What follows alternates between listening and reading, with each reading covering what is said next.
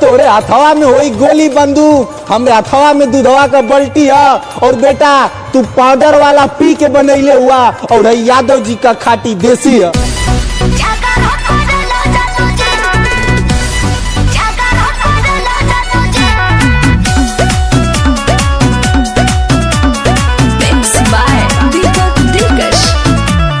दूसरा से बोलेलू तो जियारा जरेला, तुहरा से पागल आई प्यार करेला। अच्छा ए हो दूसरा से बोलेलू तो जियारा जरेला, तुहरा से पागल आई प्यार करेला। भले सहले हम कोनो विवादो जी,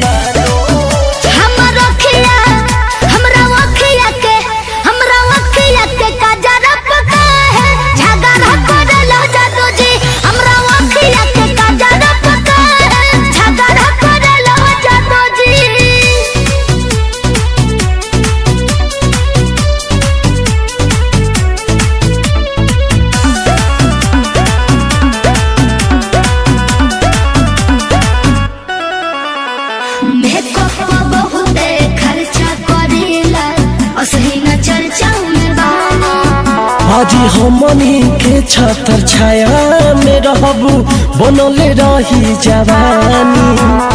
अच्छा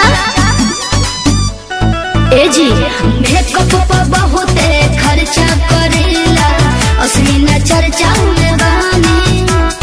हमनी के छतर छाया में रहबू, बनले रही जवानी। प्यारी जारी रही सावन से भादो जी।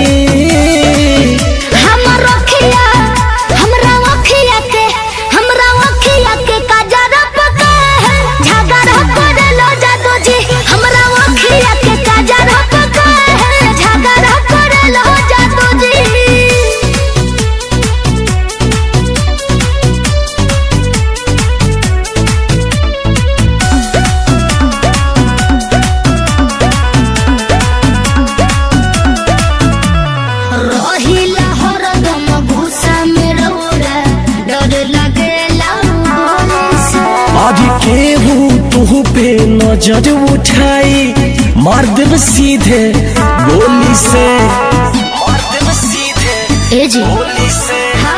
रहिला हरदम गुस्सा में रौरा, डर लगेला गोली से।